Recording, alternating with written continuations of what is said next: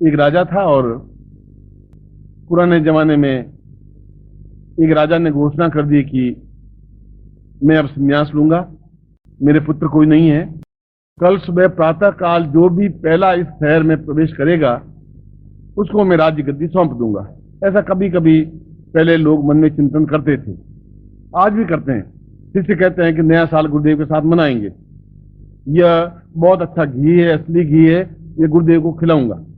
ये उनकी भावना होती है। अब गुरुदेव खाएं नहीं खाएं, मगर उनकी भावना ये रहती है। वो राजा बन गया,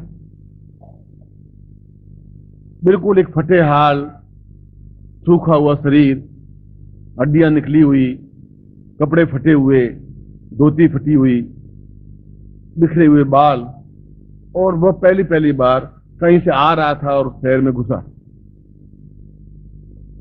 राजा ने मुनादी करवा रखी थी कि जो भी घुसे, गेट, क्योंकि पहले बड़े शहर देखे होंगे आपने, तो गेट होते थे, उन गेट के बंद करते ही पूरा शहर अंदर बंद हो जाता था, क्योंकि शत्रुओं का आक्रमण होता था। ये मैं आज से 1000 साल पहले की घटना सुना रहा हूं। उसको पकड़ के राजा के सामने लाए। राजा ने उसको राज्य गद्दी पर बिठा दिया, राज तिलक कर दिया कि तुम आज राजा हो और आज से तुम इस राज्य को संभालोगे। नौकरों ने उनका स्नान करवाया, सुगंध तेल लगवाया, इत्र लगवाया, और वह राजा अपना में सन्यासी बनकर के जंगल में चला गया जो राज्य गद्दी पर था। महारानियों के लिए अलग महल बनवा दिया।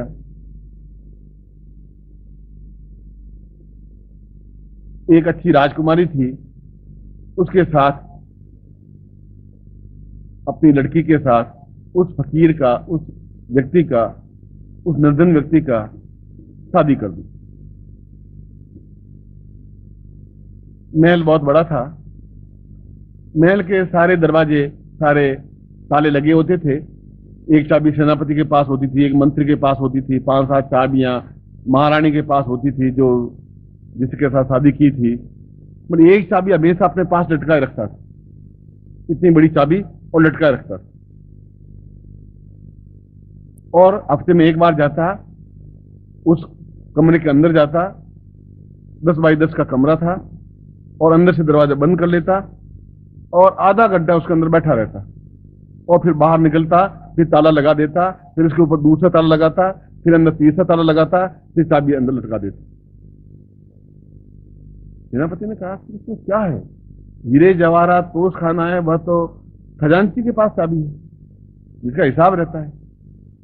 सेना की सारी चाबियां मेरे पास में है। उत्तम कोटि के जो कार्य हैं, सोने की गिन्नियां हैं, बस मंत्री के पास में है। जो बहुमूल्य सामग्री है उनकी चाबियां महारानी के पास में। ये एक चाबी अपने पास लटका रखा था, क्या चीज क्या है, और हर हफ्ते जाता है अंदर घूम करके देख के आता है क्या ये।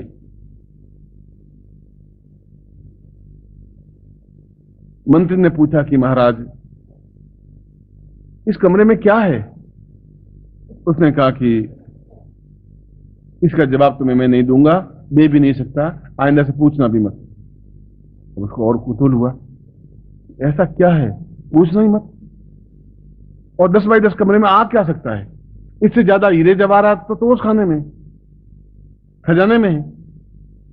इससे ज्यादा माणिक की मोती तो खजाने में है, अरबों रुपए की गिन्नियां तो वहां है।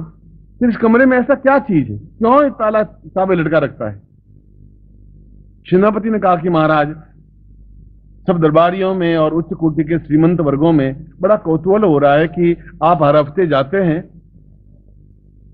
और ताला लगा करके वापस आ जाते हैं और अंदर 15-20 मिनट रहते हैं, और जिस कपड़ों में जाते हैं उसी कपड़ों में वापस आ जाते हैं। न कपड़े ड्रेस चेंज करते हैं, न कोई मुंह धोते हैं, न कोई केस संवारते हैं। जैसे जाते हैं मुकुट पहने वैसे मुकुट पहन के बाहर आ जाते हैं, और बताते नहीं। आप मुझे बताया तो सही, अंदर क्या है। उनका सेनापति ये लास्ट बात सुना दिया, अंतिम बात तुम्हें मैं सेनापति पद से मुक्त कर दूंगा यदि तुमने ये पूछा कि इसके अंदर क्या है। ये तो एक अजीब सा राजा है, अंदर क्या है कुछ पता ही नहीं। आखिर सब लोग महारानी के पास गए कि तुम कुछ प्रेस करो, कुछ दबाव डालो, कुछ कहो। राजा लोग बताए से इसमें अंदर है क्या, एकदम से कुछ तो पता पड़े, जरूर कोई बहुत बड़ा खजाना होगा, बहुत बड़ी चीज होगी। पर ऊंचे से ऊंचा हीरा तो जो कम से कम 50 करोड़ का, 50 कैरेट का हीरा तो तोश खाने में, बहुत बड़े बड़े माणिक के हार तोश खाने में, अरबों अरबों रुपए के खजाने और सोने की गिन्नियां तोश खाने में पड़ी हैं, जिनका हिसाब खजानची के पास है। इसमें ऐसी क्या चीज है? मान का चिंता मत करो, मैं मालूम कर। महाराज ने कहा कि इन्हें खाना खिला रही थी, पंखा जल रही थी, कि आपसे एक सवाल पूछूं। आप मेरे पति हैं, उस कमरे में आप जाते हैं 20-25 मिनट के लिए, वापस बाहर आ जाते हैं और अंदर से भी दरवाजे बंद कर लेते हैं, बाहर आके 3-3 ताले लगाते हैं 2-2 किलो के, और चाबी 24 घंटे रात को सोते समय भी लटकाए रखते हैं, स्नान करते समय भी लटकाए रखते हैं। क्या है उसमें? उनका महारानी, कोई ऐसी चीज है मैं तुम्हें बता नहीं सकता। तो क्या है, आप क्या नहीं बता सकते? मुझे सब कुछ मालूम है, क्योंकि मैं राजा की पुत्री रही हूं, उनकी तुम रही होगी, मगर जो नहीं बता सकता नहीं बता सकता। 2 बार पूछा, 3 बार पूछा, हर हफ्ते पूछा, कभी श्रृंगार करके पूछा, कभी गुस्सा करके पूछा, जो स्त्रियां जिस ढंग से भी पति से बात उगलवा सकती हैं वैसे कोशिश करके पूछा। पति भी पक्का जिद्दी कि नहीं बताना तो नहीं बताना। और वो तिरिया अठ और बाल अठ तो प्रसिद्ध हैं, उनको तो कोई भगवान भी पार पा नहीं सकता। अगर नारी अठ कर ले तो आदमी करेगा क्या? और कोई बालक हट कर ले। अकबर ने एक बार पूछा कि बीरबल हट कौन से प्रसिद्ध हैं? कि महाराज 4 हट प्रसिद्ध हैं, बाल हट, तिरिया हट, राजा हट और सन्यासी हट। सन्यासी जो चाहेगा वही करेगा, दुनिया की परवाह नहीं करेगा। राजा जो चाहे वह करेगा, छोड़ेगा ही नहीं। इस लड़की से शादी करना है, उस लड़की से शादी कर लेगा, युद्ध करना है कर लेगा। और तिरिया हट और बाल हट।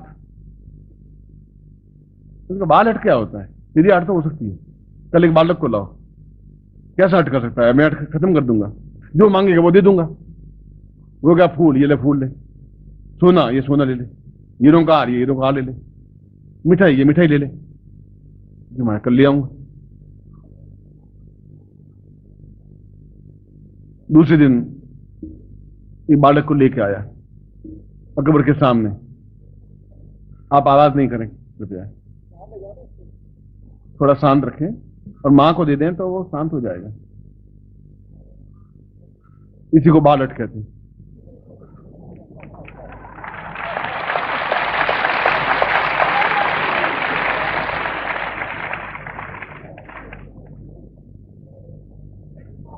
अकबर के दरबार में लिया उस बालक को, 5-6 साल का बालक। बीरबल, ये बालक है? तो हाँ महाराज। उसने पूछा, बोल भाई तू क्या चाहेगा? मैं मिठाई। चलो ये मिठाई ले। मैं हीरे पहनूंगा, ले हीरे ले ले।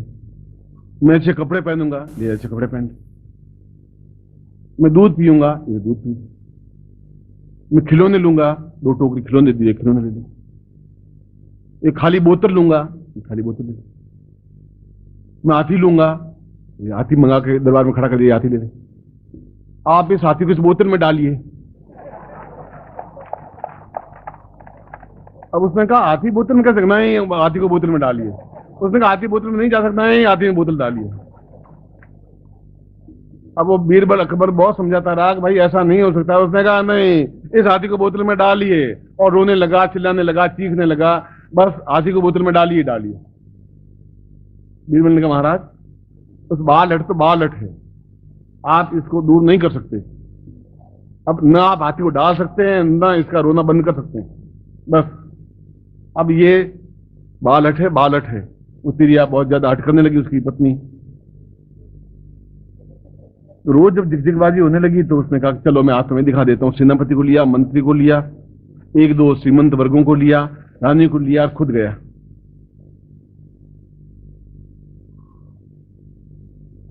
और जाकर के उसने दरवाजा एक ताला खोला, दूसरा ताला खोला, तीसरा ताला खोला। लोगों ने कौतूहल से सेनापति, मंत्री, महारानी और श्रीमंत वर्ग का, मतलब जो उच्च कोटि के जो नगर श्रेष्ठ थे 5-7, वो सोचा क्या है आज कुछ अद्भुत देखने को मिलेगा। कमरा खोला तो कमरा खाली था। एक खूंटी पर फटी हुई धोती लटकी हुई थी, एक खूंटी पर फटा हुआ कुर्ता लटका हुआ था, और कुछ था ही नहीं, बस। उसने घूम के देखा कि इसमें तो कुछ है ही नहीं। उसका महाराज जी कुछ है ही नहीं। इसके लिए आपने 3-3 ताले काहे के लगाए थे? उसने कहा मैं ताले इसलिए लगाए थे कि मैं थोड़ा सा भी जब घमंड आता है तो इस कमरे में आ जाता हूँ 20 मिनट के लिए और ये एहसास करता हूँ तो इस जगह खड़ा था, ये पहने हुए आया था, आज सिंहासन पर बैठा है, वापस इस जगह पर जा सकता है, इसलिए घमंड करने से कोई फायदा नहीं होगा, ये जान रखें।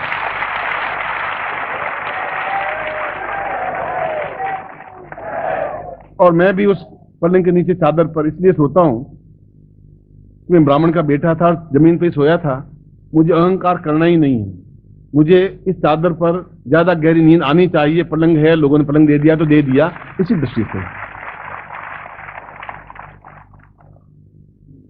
नौकर जरूर, वो सेवक खाना बनाने वाला जरूर 4-5 सब्जियां बनाता है, मैं उनमें से एक सब्जी चुनता हूं, आप पूछ लें उनको, आप आके देख लें, एक सब्जी से 4-5-6 रोटी जो खाता हूं वह भी बिना घी लगी हुई।